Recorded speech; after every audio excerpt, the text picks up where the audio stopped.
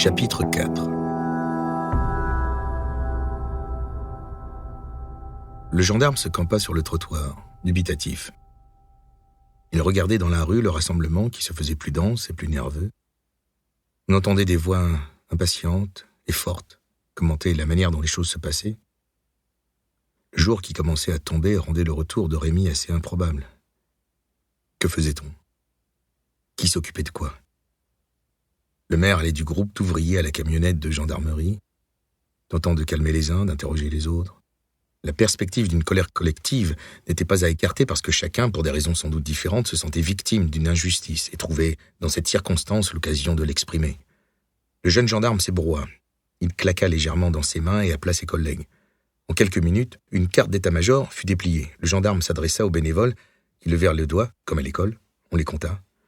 Madame Desmet ayant écumé le centre-ville, quand elle s'était aperçue de la disparition de Rémi, chacun reçut l'instruction de patrouiller dans une zone extérieure, sur les routes et les chemins qui conduisaient à Beauval. Les moteurs démarrèrent. Les hommes roulaient des épaules en s'installant au volant et donnaient l'impression de partir à la chasse. Le maire lui-même était monté dans la voiture municipale pour participer aux recherches. Même si tout s'agissait pour une bonne cause, il y avait dans l'air quelque chose de conquérant et vindicatif. L'énergie vertueuse que l'on trouve souvent à l'origine des lynchages et des ratonnades. De sa fenêtre, Antoine eut la certitude paradoxale que toutes les personnes qui s'éloignaient venaient en fait à sa rencontre. Le jeune gendarme ne remonta pas aussitôt en voiture. Il observait, pensif, cette détermination collective.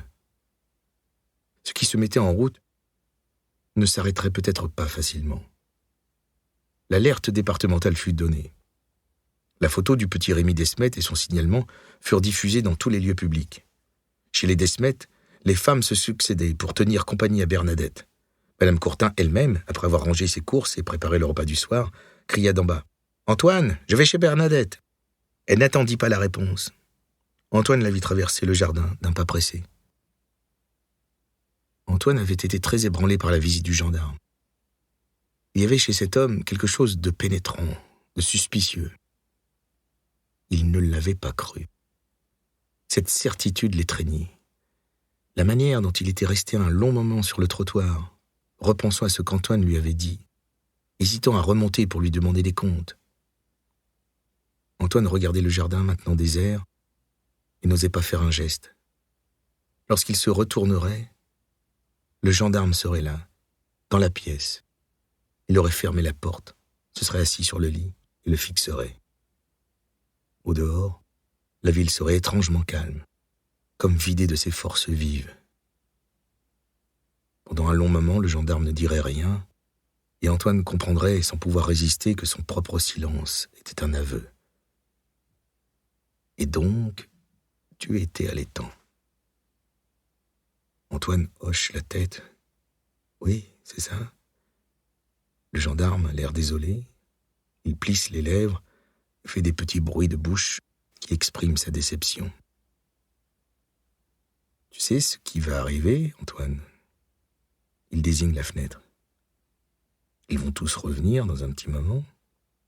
La plupart n'auront rien trouvé, bien sûr. Mais Monsieur Desmet, lui, se sera arrêté près du petit chemin, celui qui monte à Saint-Eustache. Antoine avale sa salive. Il n'a pas envie qu'on lui raconte la suite. Mais le gendarme est décidé à ne rien lui épargner. Il va trouver ta montre sur le chemin. Alors il va marcher jusqu'au grand hêtre. Il va se pencher, tendre le bras, saisir quelque chose, il va tirer. Et qu'est-ce qui va apparaître, Antoine? Qu'est-ce qui va apparaître? Le petit Rémi. Tout ce qu'il y a de plus mort, avec ses mains et ses jambes toutes molles, sa petite tête qui ballotte, comme quand il était sur ton dos, tu te souviens?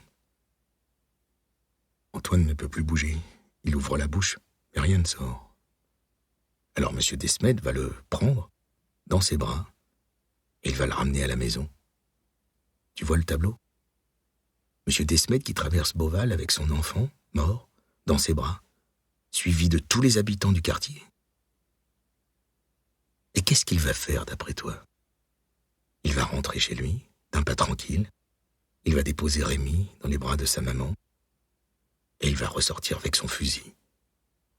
Traverser le jardin, monter l'escalier et entrer ici. À cet instant, M. Desmet pénètre dans la pièce armé de son fusil. Il est tellement grand qu'il est contraint de baisser la tête pour passer la porte. Le gendarme, lui, ne bouge pas. Il fixe Antoine. Je t'avais prévenu. Qu'est-ce que tu veux que je fasse maintenant? M. Desmet s'avance, le fusil à la hauteur de la hanche. Son ombre enveloppe Antoine et la fenêtre derrière lui. Et la ville tout entière. Une explosion. Antoine pousse un hurlement. Il était à genoux par terre, il se tenait le ventre. Il avait vomi un peu de bile. Il aurait donné n'importe quoi pour n'être plus là. Cette idée l'arrêta net. N'être plus là. C'est ça qu'il devait faire. S'enfuir. Il leva la tête, frappé par cette évidence. Pourquoi n'y avait-il pas pensé plus tôt? Cette perspective lumineuse le fit sortir de sa torpeur. Son cerveau, qui tournait au ralenti, se remit en route. Il était très excité. Il avait essuyé ses lèvres d'un revers de manche et marché de long en large dans sa chambre. Pour ne rien oublier, il attrapa son cahier de texte, un feutre, et nota à la va-vite tout ce qui lui venait à l'esprit. Vêtements, argent, train, avion, Spiderman, passeport, le papier d'Allemagne, nourriture, tente, sac de voyage. Il fallait faire vite, partir ce soir, cette nuit. Demain matin, s'il s'y prenait bien, il serait loin. Il chassa l'idée d'aller en secret et dire au revoir à Émilie. Elle irait tout raconter, pas question. Au contraire, elle apprendrait le lendemain qu'Antoine était parti seul à l'aventure. Plus jamais elle n'entendrait parler de lui. Ou si, il enverrait des cartes postales du monde entier. Elle les montrerait à ses copines de classe et le soir, elle pleurerait en les regardant. Elle les garderait dans une boîte. Dans quelle direction aller? On l'imaginerait dans la direction de Saint-Hilaire. Alors, il partirait dans l'autre sens. Il ne savait pas où cela conduisait parce que, quand on quittait Beauval, c'était toujours par Saint-Hilaire. Il regarderait sur une carte. Son esprit était entré en ébullition. Chaque obstacle trouvait immédiatement sa solution. La gare de Marmont était à 8 kilomètres. Il marcherait dans la nuit, assez loin de la route. Arrivé là, il devrait prendre un billet. Mais pour éviter qu'on le reconnaisse, il demanderait à quelqu'un de le faire pour lui. Il était très content de cette ruse. Choisir une femme, ce serait plus facile.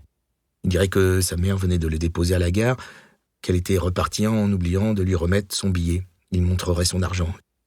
L'argent. Combien y avait-il sur son livret A? Il se rua au rez-de-chaussée, faillit faire tomber, en l'ouvrant, le tiroir de la dessert de l'entrée. Le livret était là. Son père l'alimentait scrupuleusement à chacun de ses anniversaires. 934 €. Cette somme, jusqu'à présent, était une abstraction. Sa mère répétait toujours qu'il pourrait en disposer, mais à ta majorité, seulement pour acheter quelque chose d'utile. Elle n'avait fait exception, l'an dernier, et après quelle résistance, que pour la montre de plongée. La montre. Antoine s'ébroua. Plus de 900 € sur son livret. Il pouvait aller loin avec ça. Tenir un sacré bout de temps. Il emporta le livret dans sa chambre, plus excité que jamais. Allons, il fallait de l'ordre, de la méthode. Il était impatient de choisir sa destination. D'abord le train jusqu'à Paris ou Marseille. L'Australie et l'Amérique du Sud lui semblaient les destinations les plus sûres. Mais il se demandait si depuis Marseille, il virait sur place. Le mieux serait de prendre un bateau. Il pourrait proposer de travailler pour payer le prix du billet et garder ainsi son argent pour là-bas. Il esquissa un geste vers le globe terrestre. Non, plus tard, cette nuit. Une valise, non, un sac de voyage. Le marron, celui que sa mère rangeait au sous-sol. Il se précipita. Lorsqu'il le remonta dans sa chambre, il remarqua combien il était grand. Il traînait presque par terre quand il le portait.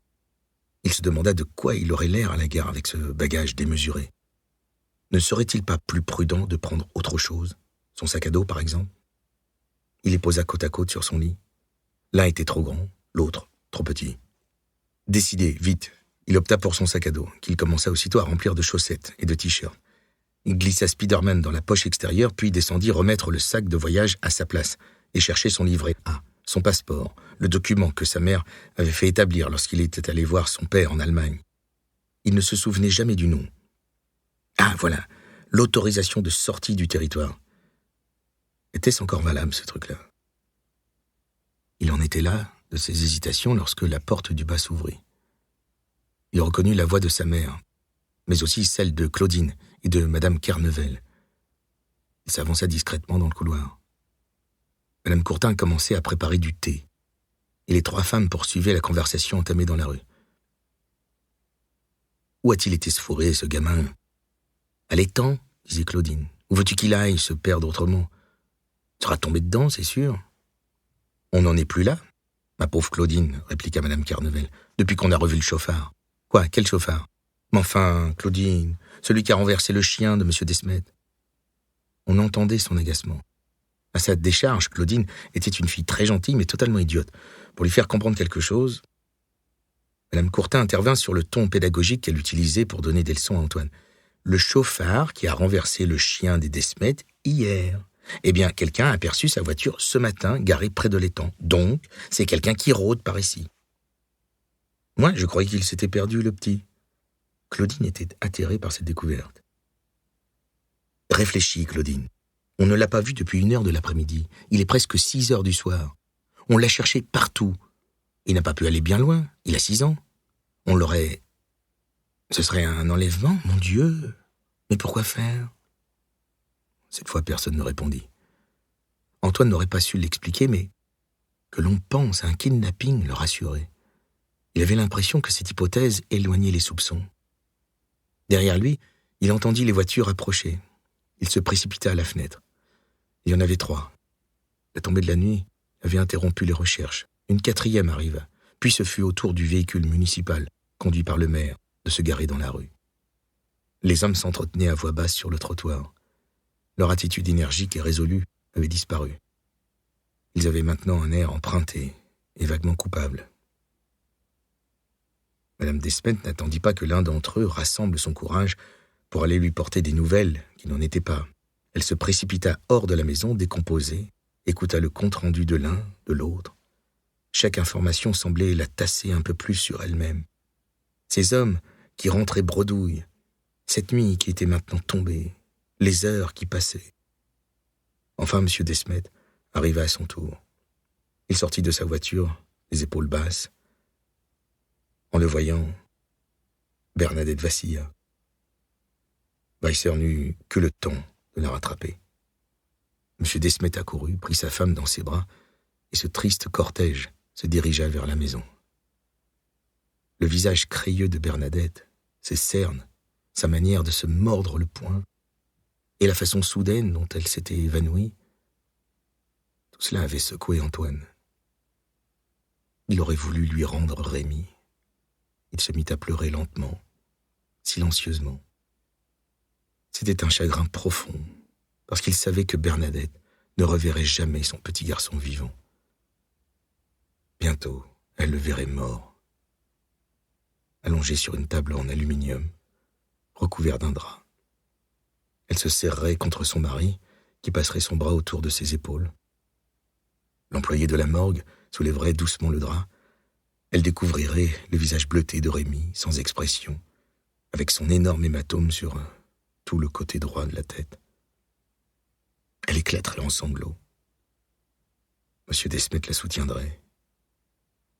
En sortant, il ferait un signe aux gendarmes qui seraient près d'eux. Oui, c'est bien lui. C'est notre petit Rémi. Quelques minutes plus tard, ce fut au tour de la camionnette de la gendarmerie d'arriver. Antoine vit le capitaine accompagné de 2 collègues traverser le jardin, sonner à la porte. Puis ils firent le trajet inverse, mais cette fois avec M. Desmet, qui marchait entre eux, à grands pas. Il exsudait la colère. Tous 4 se dirigèrent vers la camionnette, où tous les hommes encore présents se massèrent rapidement. Entendant des cris, Antoine ouvrit la fenêtre. « Où vous l'emmenez ? De quel droit ? » ?»« Laissez-les passer !» criait le maire, qui tentait l'impossible pour empêcher qu'on s'en prenne aux gendarmes. « Parce que le maire est avec les gendarmes maintenant ? Contre les gens ?» Les gendarmes, patients et concentrés, poursuivirent leur chemin, firent entrer M. Desmet dans leur véhicule et démarrèrent aussitôt. La plupart des hommes montèrent en voiture et prirent le sillage de la camionnette. Antoine ne savait pas quoi penser. Pourquoi venait-on d'emmener le père ? Soupçonnait-on de quelque chose ? Si on pouvait arrêter quelqu'un d'autre que lui, et surtout M. Desmet qui lui faisait tellement peur, Il pensa à Bernadette, qui venait de voir partir son mari. Bombardé d'impressions contradictoires, Antoine ne savait plus où donner de la tête. Claudine et Madame Kernevel étaient parties. Madame Courtin commença à réchauffer le repas. Antoine reprit silencieusement ses préparatifs. Son sac à dos était petit, il ne pouvait pas y mettre tout ce qu'il aurait voulu, mais tant pis, avec l'argent qu'il avait, il achèterait en route ce dont il aurait besoin. Vers 19h30, sa mère l'appela pour dîner. Tu te rends compte d'une histoire, quand même? Autant qu'à Antoine, elle se parlait à elle-même. Jusqu'ici, elle avait vécu l'événement comme un fait divers, une de ces histoires de voisinage qu'on raconte encore de temps en temps, des années plus tard. Parce qu'elle était convaincue que Rémi allait réapparaître et que son entendement ne parvenait pas à concevoir qu'il puisse avoir réellement disparu. Elle avait en mémoire plusieurs exemples de gosses qu'on avait cherchés. Tout en mettant la table, elle raconta à Antoine. « Tiens, le fils d'une voisine à ta tante. 4 ans il avait. Il s'était endormi dans le coffre à linge. Je te jure, ils l'ont cherché pendant des heures. Ils avaient déjà appelé les gendarmes. C'est la belle-fille qui l'a trouvé. » Ils virent, au même instant, les lumières des gyrophares éclairer les fenêtres. Madame Courtin fut la première debout. Elle ouvrit la porte. La camionnette des gendarmes s'arrêtait, non pas devant la maison des Desmet, mais devant celle des Courtin. Madame Courtin ôta son tablier d'un geste vif. Antoine était derrière elle. Le jeune gendarme s'avançait vers eux. Antoine pensa qu'il allait mourir. « Désolé, Madame Courtin, de vous déranger. C'est qu'on aimerait bien parler à votre fils. » Disant cela, il se baissait et penchait la tête pour chercher Antoine du regard. Madame Courtin fronça les sourcils. « Mais pourquoi... Une formalité, rien d'autre. Antoine ?» Le gendarme, cette fois, ne tenta pas de se mettre à sa hauteur en s'agenouillant devant lui. « Tu veux venir avec moi, mon garçon ?» Antoine le suivit jusque dans le jardin voisin, près des 2 autres gendarmes. Monsieur Desmet attendait là, lui aussi, le visage fermé. Il fixait Antoine avec ses yeux furieux. Le gendarme se tourna vers Antoine. « Montre-moi exactement à quel endroit tu as vu Rémi pour la dernière fois. » Tous le regardaient. Sa mère se tenait derrière lui. Qu'avait-il répondu à Bernadette? Qu'avait-il dit aux gendarmes? Il ne s'en souvenait plus exactement. Il avait peur de s'embrouiller. Il avait parlé du chien. Antoine ne bougeait pas. Le gendarme répéta sa question. « Antoine, montre-moi exactement où il se trouvait, je te prie. » Antoine comprit alors que le gendarme s'était placé volontairement à cet endroit pour lui masquer le tas de sacs poubelles. Tout lui sembla d'un coup beaucoup plus simple. Il fit un pas, tendit le bras. Là. « Mets-toi à l'endroit où il se trouvait. » Antoine alla jusqu'au sac. Il imaginait la scène. Il se voyait passer dans la rue. Il apercevait Rémi près du sac, qui pleurait. Il s'avança. Là. Le gendarme vint près de lui, attrapa le premier sac, le tira vers lui, l'ouvrit, jeta un œil à l'intérieur. M. Desmet regardait la scène, les bras croisés. À la porte de la maison, la silhouette de Bernadette se dessinait en contre-jour. Elle tenait les pans de son manteau serré contre son cou. « Et qu'est-ce qu'il faisait, Rémi ?» demanda le gendarme. C'était trop long. Quelques minutes, Antoine aurait pu tenir, mais dans ce jardin seulement éclairé par la lampe de la marquise et les lueurs des réverbères de la rue, se sentir ainsi scruté par Bernadette, M. Desmet, par le gendarme, par sa mère qui essayait de comprendre à quoi tout cela pouvait servir, par les gens qui maintenant s'arrêtaient dans la rue pour observer la scène. Il se mit à pleurer. « Ça va aller, mon garçon, » dit le gendarme, en lui prenant l'épaule. À cet instant, on entendit des battements sourds, comme les ailes d'un oiseau lointain. Un hélicoptère passait là-bas, au-dessus du bois, du côté de Saint-Eustache, et pointait un phare vacillant vers le sol. Le cœur d'Antoine battait au même rythme que les pales invisibles de l'hélicoptère, qui dessinaient des ronds dans le ciel nocturne. Le gendarme se tourna vers M. Desmet, pointa l'index sur son képi. « Merci pour votre collaboration. L'alerte est déclenchée. On vous tient au courant s'il y a du nouveau, bien sûr. » Accompagné de ses collègues, il revint vers la camionnette et repartit. Tout le monde rentra chez soi. Ils essayent de comprendre comment ça s'est passé, dit Madame Courtin. Elle ferma la porte, donna un tour de clé et revint dans le salon. Antoine resta debout à l'entrée de la pièce, le regard rivé sur l'écran du téléviseur qui affichait le visage de Rémi, souriant, la mèche bien domestiquée. C'était une photo de classe de l'année précédente. Antoine connaissait ce t-shirt jaune sur lequel était imprimé un petit éléphant bleu. Le commentateur dressait un portrait de l'enfant, ce qu'il portait lors de sa disparition, les hypothèses que l'on pouvait faire sur le chemin qu'il avait pu emprunter. Il mesurait 1,15 m. Allez savoir pourquoi. Ce chiffre brisa le cœur d'Antoine. Un appel à témoins avait été lancé. Un numéro de téléphone courait sur le bas de l'écran. On parlait de déplacer des plongeurs jusqu'à l'étang. Antoine imagina les pompiers, dont les camions avec les gyrophares seraient garés sur le chemin d'accès à l'étang, les hommes grenouilles assis sur le rebord de leurs canots pneumatiques, basculant en arrière dans un mouvement vif et précis. La journaliste était une femme d'une 40aine d'années, qu'Antoine avait souvent vue à l'écran, mais qu'aujourd'hui, il regardait différemment parce qu'elle parlait d'eux. D'une voix grave, presque solennelle. Les premières recherches sont restées vaines.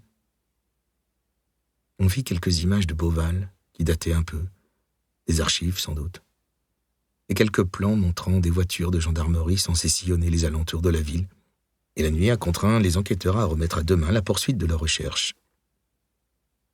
Antoine ne parvenait pas à se détacher de l'écran.